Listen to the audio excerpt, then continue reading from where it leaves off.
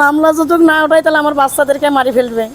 আবাস করলে এই দোনোটারে আগে মুখের মধ্যে টেপ লাগা আর ছোটো দুটোরে টেপ লাগাই ওই নালার ভিতরে বস্তার মধ্যে ফুরিয়ে নালার মধ্যে ফেলে দিয়ে।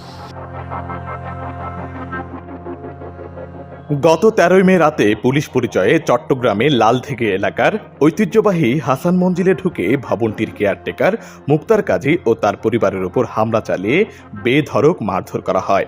এক পর্যায়ে তার স্ত্রী ও সন্তানকে অস্ত্রের মুখে জিম্মি করে 100 টাকার নন জুডিশিয়াল কয়েকটি স্টাম্পে স্বাক্ষর নিয়ে নেয় সন্ত্রাসীরা। ওই দিনকে রাত্রে ওরা পুলিশের পরিচয় নিয়ে কোতোয়ালি থানা থেকে আসছে বলে কইয়ে ঢুকছে। ঢোকার পরে যখন লক করেছে, লক করার পরে আমি দরজা খুলে দিলাম। দরজা খুলে দেওয়ার সাথে সাথে ওরা ফটাফট করে আমাকে কি করছে, আমাকে হাত পাও বেঁধে পিছনে নিয়ে গেছে। পিছনে নিয়ে যাওয়ার পরে বলতে আরও বলছে চুপ, আওয়াজ করবি না, আওয়াজ করলে মেরে ফেলবো। এই কইয়ে পিছনে নিয়ে আমার ছেলে দুটারে, আমার ওয়াইফরে আমারে ওখানে পিছনে নিয়ে বাঁধে ওখানে ফেলাই রেখে জিম্বি করে। তখন এরা ঘরের ভিতরে যা কিছু ছিল ভাঙচুর করে লুটপাট করে সব তছনছ করে ওরা নিয়ে যার গই। তখন যাওয়ার সময় আধা ঘন্টার আগে তখন আমাকে ওকে দুইটা 100 টাকার স্ট্যাম্প, আমাকে দুইটা 100 টাকার স্ট্যাম্প, এটা সিগনেচার করার জন্য বলছে যে ব্ল্যাঙ্ক স্ট্যাম্প অর্থাৎ সাদা স্ট্যাম্পে সিগনেচার কথা যখন বলছে তা আমি যখন অস্বীকার করছি তখন আমাকে মারধর শুরু করে দিয়ে মারধর, এবং আমার ছেলেকে আর আমার বড় ছেলেকে গলার মধ্যে ছুরি ধরেছে যে ওরা মেরে ফেলবে, হ্যাঁ যদি সিগনেচার না করিস মেরে ফেলবো। আর এর আগে হুমকি দিয়েছে কি কোনটা, আবাস করলে এই দোনোটারে আগে মুখের মধ্যে টেপ লাগা আর ছোটো দুটোরে টেপ লাগাই ওই নালার ভিতরে বস্তার মধ্যে ফুরিয়ে নালার মধ্যে ফেলে দিয়ে, আর এগুলোরে মালের সাথে কর্ণফুলিতে নিয়ে ফেলাই দিবে। আসি দরজা বাড়ি বসে উনি জিজ্ঞাসা করতেছে কে, বলছে আমরা কোতোয়ালি থানার থেকে আইছি। তো কোতোয়ালি থানা, আমি যে উনি বলতেছে কোতোয়ালি থানা থেকে যাইছে, কী করবো, আমি যে খুলে দাও না, কী সমস্যা, খুলে দাও। উনি খুলে দেওয়ার পর ওনাকে এরকম করে জড়ায় 3-4 জনে হাত ধরে ফেলছে, এইভাবে করি হাত ধরে ফেলার পর ওনাকে আটকাইছে, আমাদেরকে বাচ্চা টাচ্চা সবাইকে মিলি আমাদেরকেও আটকাইছে। উনি আটকার পর মারধর করার পর উনি ঘরের লাইট টাইট সব বন্ধ করে দিছে, বলছে সবগুলো খোলো, বন্ধ করে দিছে।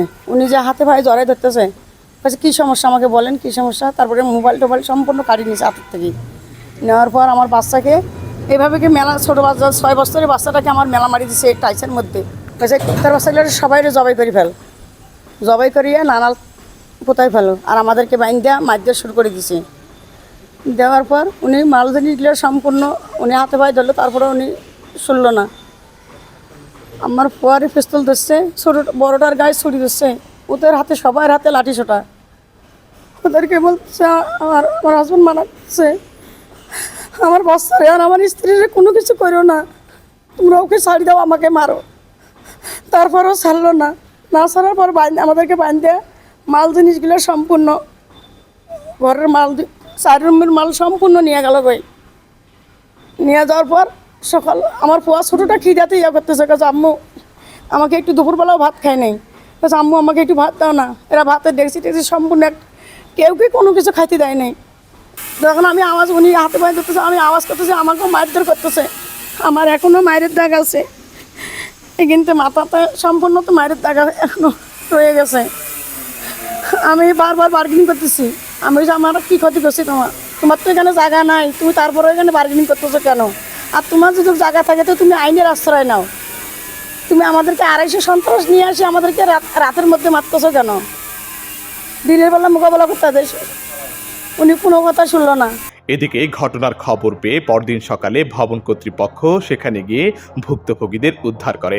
চারিদিকে প্রথমে গিয়ে দেখেছে চারিদিকে ব্লক, সামনে দিয়ে পুরো আপনার টিনে দিয়ে ব্লক, এবং আমার যে আজিম সেন্টার আছে ওখানের মধ্যে আপনার যে সিঁড়ি ওদিক দিয়ে দেয়াল তুলে দিয়েছে, এবং যে পাশে যে আপনার পার্কিং ওখানেও দেয়াল তুলে দিয়েছে। এবং আমরা খুব কষ্টে পুলিশ প্রশাসন সহ আমরা ভিতরে ঢুকতে সমর্থ হই। সমুদ্রকে আমরা মুক্তারকে খুঁজে পাওয়া যাচ্ছিল না, এবং মুক্তারের বউ ওয়াইফকে খুঁজে পাওয়া যাচ্ছে। কিছুক্ষণ পর দেখলাম যে আপনার ভিতর থেকে, পুরানা বাড়ির ভিতর থেকে মুক্তারের বউ হাত নাড়াচ্ছে, এবং আমরা ওখান থেকে তাদেরকে উদ্ধার করে নিয়ে আসার পর জানতে পারি যে রাতের অন্ধকারে এর আগে রাতের অন্ধকারে তাদেরকে থানার পুলিশ, কোতোয়ালি থানার পুলিশ পরিচয় দিয়ে প্রায় 200-300 মানুষ নিয়ে এসেছে এবং 25-30 জন বাইরে ওই ভিতরে ছিল, 5-6 জন ওর ঘরে ঢুকে তছনছ করে তাদেরকে মুখে কাপড় বেঁধে, অস্ত্রের মুখে তাদেরকে বেঁধে পুরো জায়গাটা দখল করেছে। গভীর রাতে পুলিশ পরিচয়ে হামলার বিষয়টি জানতে চাইলে আহমদ হোসাইন তা অস্বীকার করে কৌশলে এড়িয়ে যান। ঘটনার পরদিন আহমেদ হোসেনকে প্রধান আসামি করে অজ্ঞাতনামা 25 থেকে 30 জনের বিরুদ্ধে মামলা করা হয়। হামলার এই ঘটনায় একজনকে গ্রেফতার করা হয়েছে বলে জানান কোতোয়ালি থানার ভারপ্রাপ্ত কর্মকর্তা। পরিবার অভিযোগ দিয়েছে, মামলা হয়েছে, আসামি অ্যারেস্ট হয়েছে, বাকি যে আসামি তারা কোর্ট থেকে জামিন নিয়েছে। পুনরায় কোনো ঘটনার যদি এরকম সংবাদ আসে আমরা অবশ্যই ব্যবস্থা নেব। অভিযুক্তরা জামিনে বের হয়ে মামলা তুলে নিতে ভুক্তভোগী পরিবারকে দিচ্ছেন হুমকি ধামকি। তাদের ভয়ে মানবেতর জীবনযাপন করছেন ভুক্তভোগী পরিবার।